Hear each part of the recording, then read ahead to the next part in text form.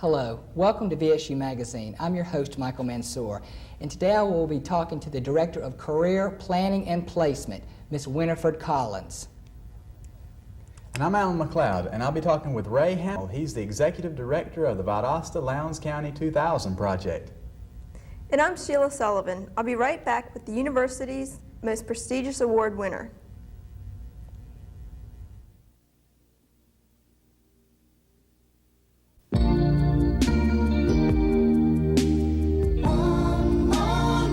Because disaster strikes someone every single day, there's always going to be one more night someone needs food, shelter, and a place to rest.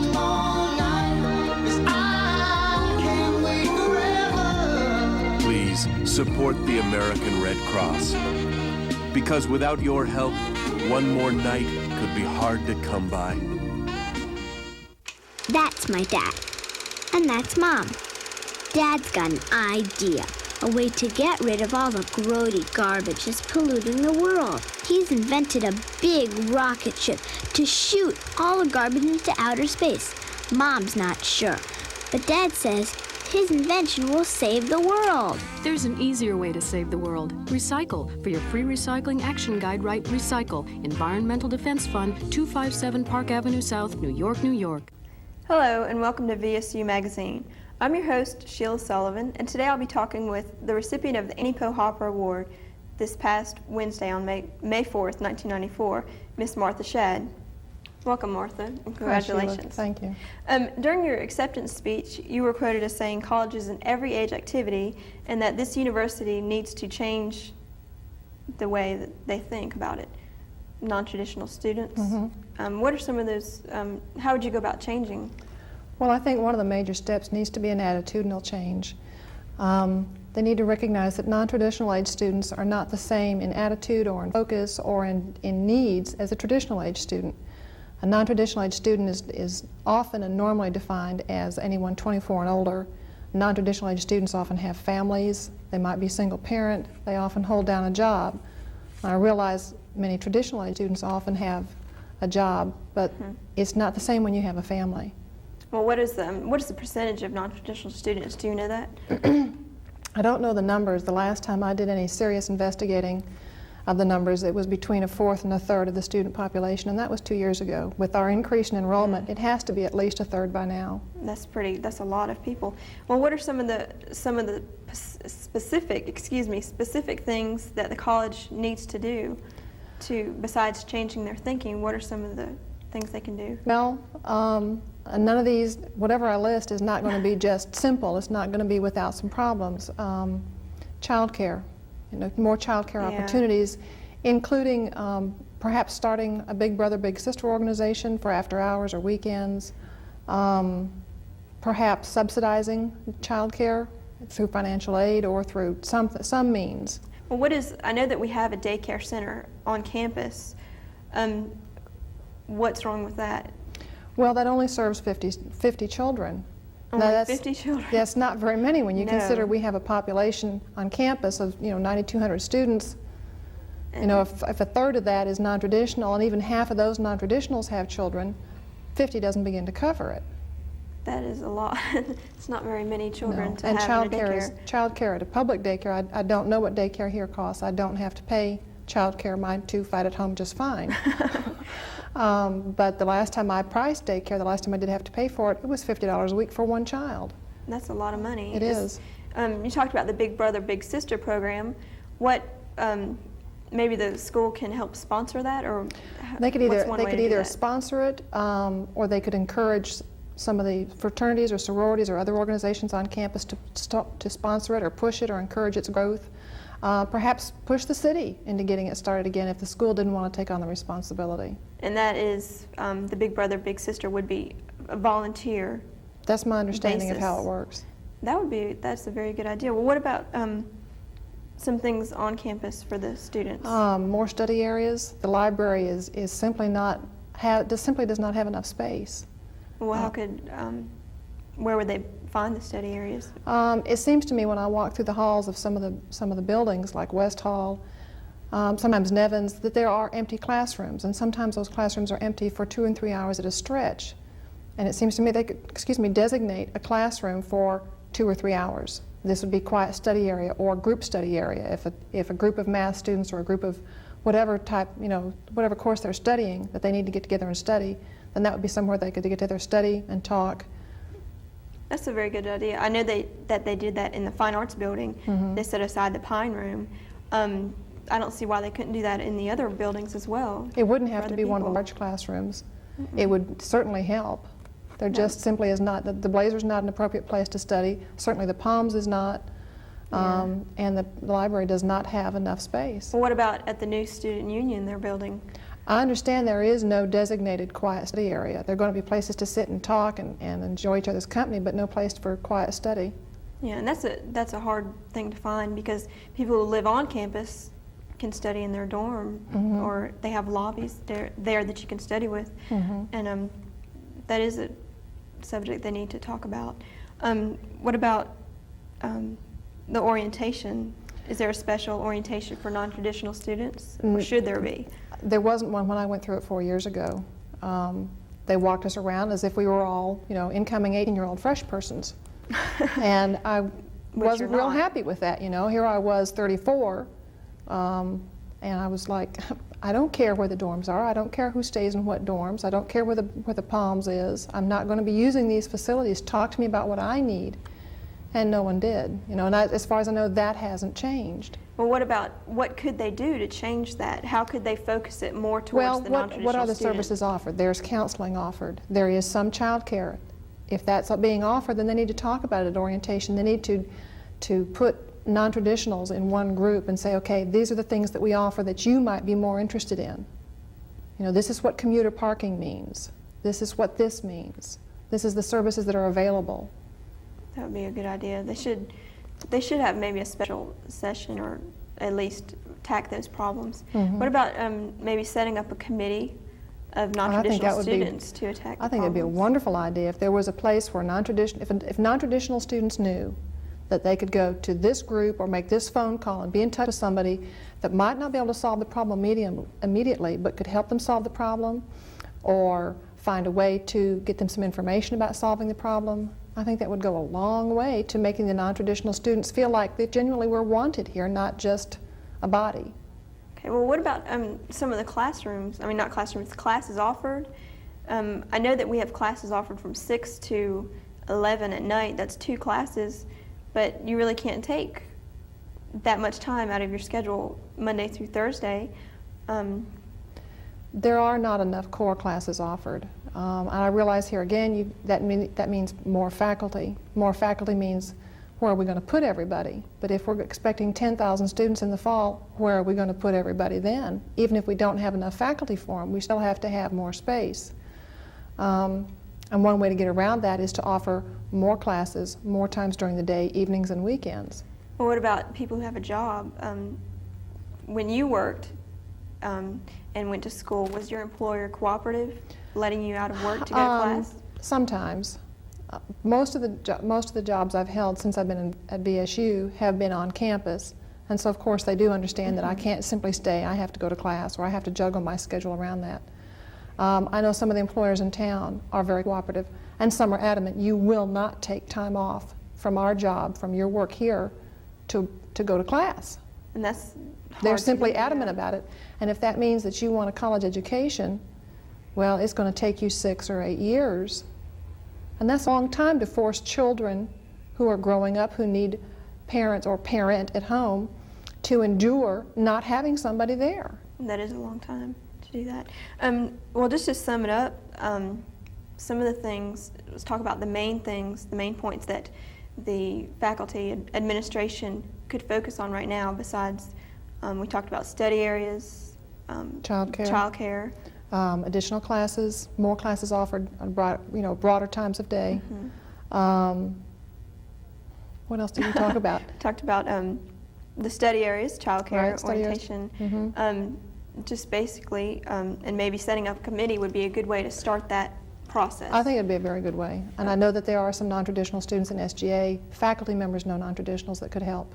Okay, well, I think that's a very good idea, and maybe you can help start that, Martha. Maybe. But again, congratulations Thank on you winning very the much, award, Sheila. and thank you for being here talking with us. Thank you. Now let's go to the Student Union with Michael Mansour and talk with graduating seniors. Well, it's springtime. It's time to baseball and all the outdoor sports, swimming. But on most college campuses, springtime means graduation. I'm going to walk around the campus and try to find seniors and have a little interview with them. I see one right now. Hi, Mike. How you doing? Fine. How are you? I'm fine. Okay. What's your name? Tara Pinkston. Okay. And you are a senior? Yes. What do you plan to do after graduation? Well, my major is telecommunications, and I plan to pursue a career in broadcast news in South Georgia or in the North Florida areas. What's the most enjoyable experience you've had here at Valdosta State University? Well, let's see. I guess working with VSU Magazine. I worked with that for a year. I was a host of that for a year, and I enjoy that very much because in my career I want to be on camera, not behind the scenes, but I could do both if I had to. Excuse me, what's your name? Lydia Vanderford, And what's your major? sports medicine. What do you plan to do after graduation? I'm hoping to go to graduate school, hopefully either Northern Colorado or Humboldt State in Arcata, California. What's the most enjoyable thing you've experienced here at VSU? Probably being able to work with all the athletes. With athletic training, you get to work with all the different sports and just being able to gain experience for my future work.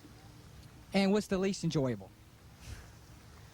Probably the food, the palms, definitely the food. Okay, well, good luck to you. Thank you. Okay, now I'm going to try to find some other people. Let's see. Excuse me, sir. Excuse me. Are you a senior? Yes, I am. And what's your name? My name is Jason Bryan. Okay, and what's your major? My major is telecommunications. Okay, and what do you plan to do after graduation? I plan to stay here in Valdosta. I'm going into the ministry with the inner city kids, and also I'll be working in television at Evangel Assembly of God. We're building our studio right now, and then eventually I'll be the producer of all the shows at Evangel Assembly of God. Oh, well, that's good. Congratulations. What is the most enjoyable experience you've had here at VSU? The most enjoyable, my freshman year, totally. My freshman year, you were new coming in from a big town into a small town, but trying to find something to do was very enjoyable. We got into a lot of trouble, but a lot of fun at the same time. Okay, let's do the flip side. What's the least enjoyable experience you've had here at VSU? Valdosta. It is too small of a town. It's like you can't do it. There's nothing to do here in Valdosta, but there's just a little bit to do here. But still, being such a small town, you can't find that much to do. Looks like we got another senior. What's your name? Kelly Gordon, And what's your major here at Valdosta State? telecommunications. What do you plan to do after graduation? Relax. I might be doing an internship, and after that, I'm just going to take some time out, enjoy this degree thing, relax, think about what I want to do with the rest of my life, and then get a job in a news company or something. Okay. What's the most enjoyable experience you've had here at Valdosta State? The most enjoyable experience is the weather for me, which we're sitting here burning up now, but that's okay. I love warm weather. I love the sunshine. I love the scenery on the campus. It's a beautiful campus, and it encourages you to go out and take part in nature and that sort of thing. That's the one thing that I really like about Valdosta State. Okay, what's the least enjoyable experience you've had here? Financial aid lines. Well, they're changing that now, so we haven't had to do that, but I've had a real bad experience with financial aid in the department and just a lot of the administrative bureaucracy and red tape and that sort of thing. And, students here tend to be pretty apathetic, but, I'm only here for a little while longer. Okay, well, good luck, Kelly. Thank you. So, that's about it for this interview. This is Michael Mansour for VSU Magazine, standing in front of the Fine Arts Building at Valdosta State University. We'll be right back after these messages with Alan McLeod. Vince, that new dummy cam is great. Yeah, it'll sure give people a whole new outlook on what it's like when you don't wear a safety belt.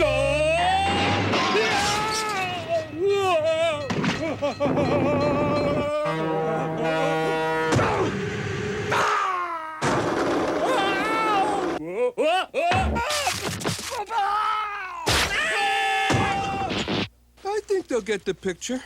You could learn a lot from a dummy. Buckle your safety belt. protects all living things in the forest. But he can't do it alone.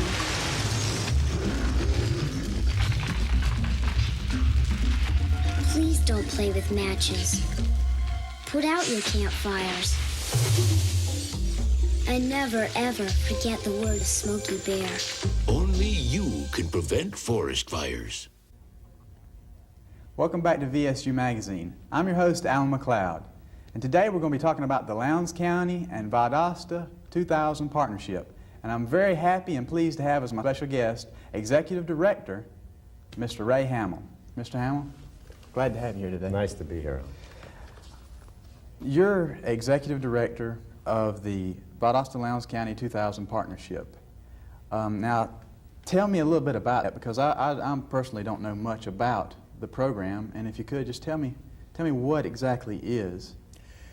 Basically, it's an offshoot of the original program started under President Bush of America 2000 to try to beef up the educational system in our country.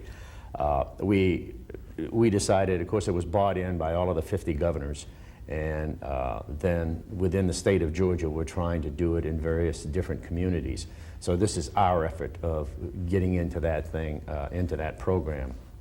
And really what we're doing is, while the goals are all aimed at education, it appears that education is the target, but really that's not the case. Where we're really coming from and why we need to make changes is we've got to get ourselves beefed up enough to compete in the international economy. We can no longer afford to put people in the workforce that are not highly qualified and can only do one job, and if that job drops dead all of a sudden, then we've got a person that's out of work with no skills, which gives us social problems and everything else in the community. So to be more competitive in the world, the national leaders and research teams and all of the think tanks realized that the place that we were probably the weakest and the thing that was weakening our position internationally was our educational system. That doesn't mean to say that our schools and colleges are not doing a good job of educating. Those are good. But what's happened is we've ended up putting a lot of our social problems and a lot of those things into the classroom, which takes away from the teacher's capability to teach the reading, writing, and arithmetic. If I'm busy telling you about sex control and AIDS and all of the problems of society, then I'm not teaching you how to read, write, and compute, which is what we got to get back to. And a lot of reasons that this has happened didn't get done in the schools, but it became a part of our community outlook. Well, it's about education, and there are certain goals. What are those goals exactly? Real quickly stated, goal 1 is have kids ready to learn. When they get to school, ready to learn. Goal 2 is reduce the dropout rate. Goal 3 is have students competent in major courses at the grade level that they're studying in. Goal 4 is to be the best in the world in math and science. Goal 5 is to have everybody literate. And goal 6 is to eliminate the problems of drugs, alcohol, discipline, and violence in the school area. Boy, so that's a big charge. Those sound like tough but achievable. How does the Partnership 2000, how do you guys plan to get this to happen? What's your strategy? Well, effectively what we have done to date, we've been officially working for a little over a year now. We have run a community assessment so that we could figure out where we were as a community within Valdosta and Lowndes County. And now, knowing where we are and knowing the challenges of where we have to go, we now have the 6 committees. In other words, we've divided up our task force right now within each of the 6 goals. So we have some committees in each of the 6 goal areas that are trying to tackle the problem using tunnel vision, if you will, specifically for that goal. Because there are many factors and many ills in the community that permeate all 6 goals. So we want to keep people focused strictly on their particular area of concern right now, which is goal 1, 2, 3, etc. And we're in the process of developing a plan, trying to get strategy, develop the strategies that will incorporate the services of the entire community. Because remember I told you that what we had done and the reason that we're falling behind the other industrialized nations academically is because we have laid too many burdens on the schools. And it's time for us, the business community, the parents, the community at large, the law enforcement people, the health and social people, social services people, all need to become involved in the problem, because there are a lot of problems that the teachers alone cannot control. You know, if you got beat up last night or you were on drugs, you're not coming to school today ready to learn, okay? Or if you had to stay awake all night long listening to your parents fighting, you're going to be too tired to really concentrate. And those are all issues. They're social issues, but unfortunately they all come together at the school ground. And so the rest of the community has now got to become involved in making this happen. If I can't provide for my kids, hopefully you as a neighbor will see that and become a mentor or a big brother to my child to help him along, to encourage him. So you have task forces who are trying to achieve these goals that they see at the end of the tunnel. Right. What kind of qualifications does a person need to be a part of that task force or a part of Partnership 2000? Well, qualifications I don't think are that important at this particular point in time. What we want are people who are concerned, people who are willing to put in the time and effort to do it. Your educational level, your social status, your educational status really don't have any bearing, because there's enough in here for everybody. For instance, we've broken it down into 8 major sectors of the community that we felt had to be on the team. Obviously the educators, the business community, because they're the folks that get the product of our schools. The parents have to be involved, and we even included students, because students themselves have to be involved. If the student doesn't buy into the classroom scene, then he's just sitting there like a sponge saying, teach me.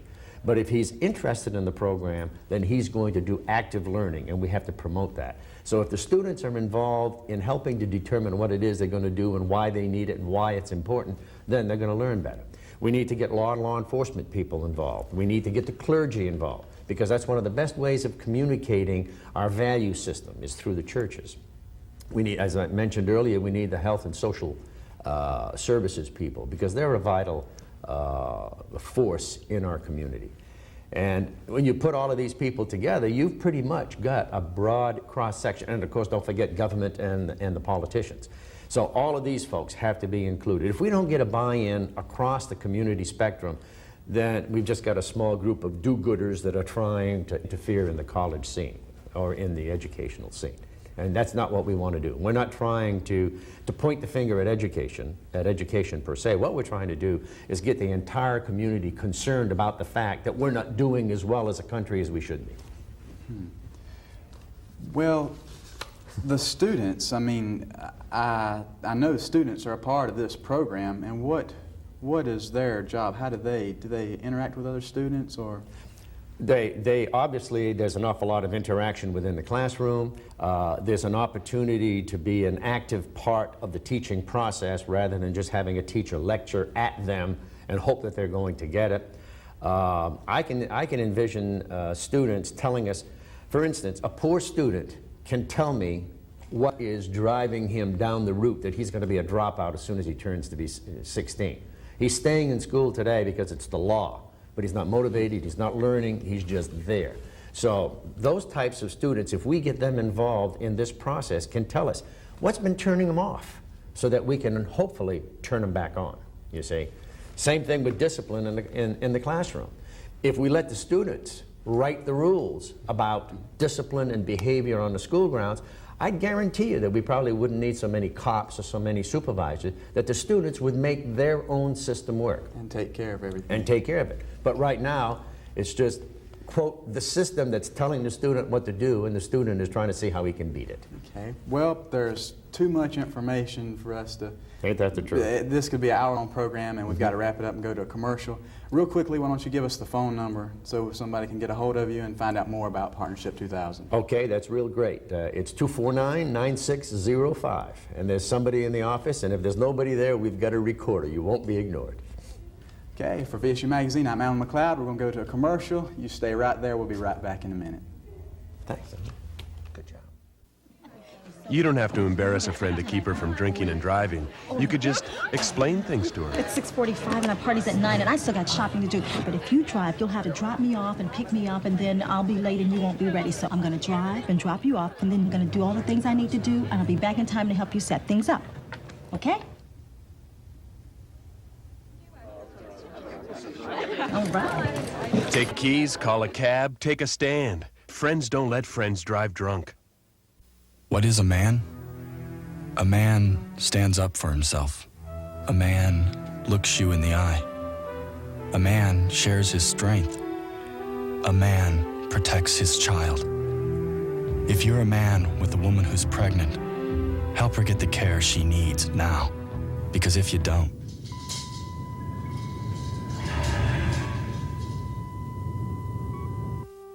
for help, just call.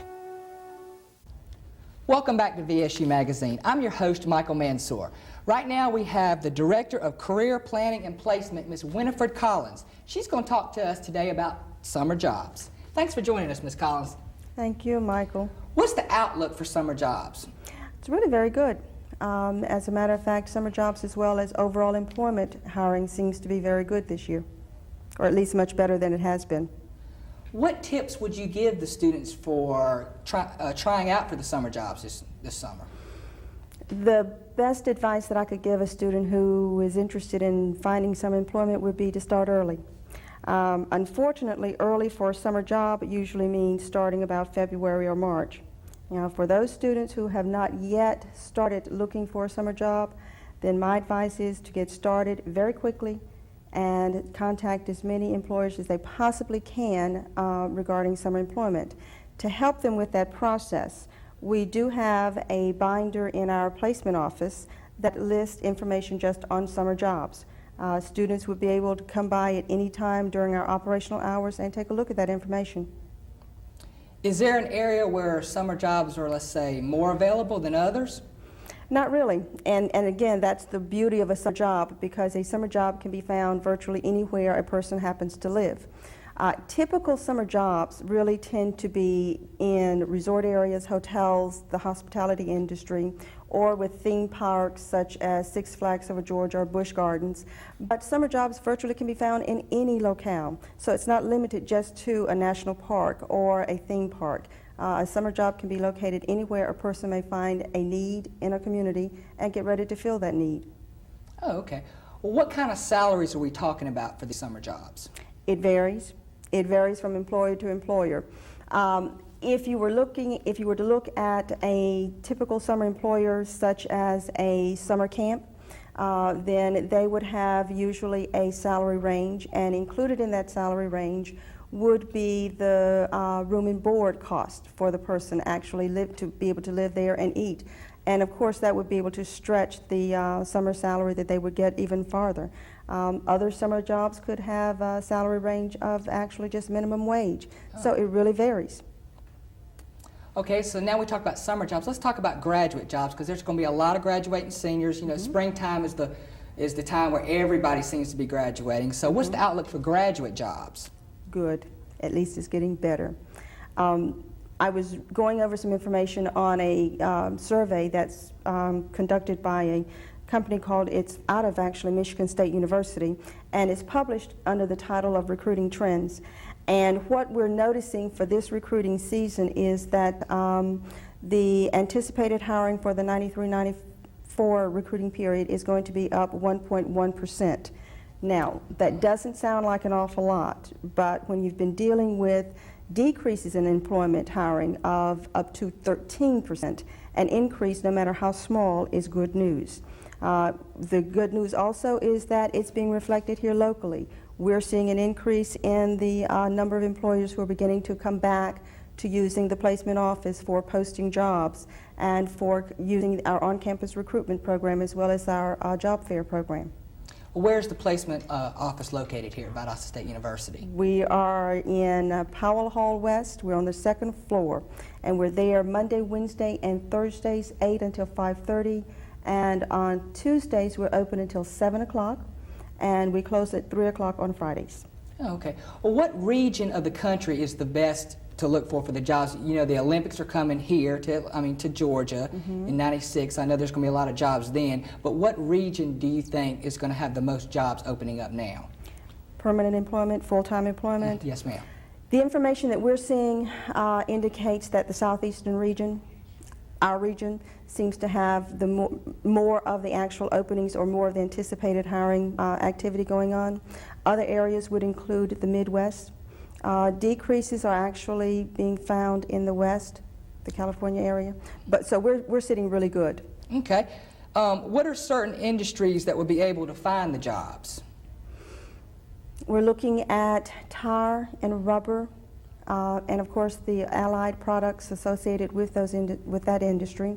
They are anticipating a hiring increase this year of 263% over last year. The automotive industry is anticipating increased hiring. The banking and finance industry is increasing its hiring by 31%. The hospitality industry, which would include hotels, motels, restaurants, recreational facilities, they are increasing their hiring by 141%. So the hiring is going on across the board. Healthcare is anticipating a hiring increase of 19% for this recruiting period. So the hiring is happening out there. Okay. Well, Ms. Collins, I'd like to thank you for coming. I know you're a very busy woman, and thanks for coming to join us. And this has been VSU Magazine. My name is Michael Manser. I was your host for this segment. Tune in next week.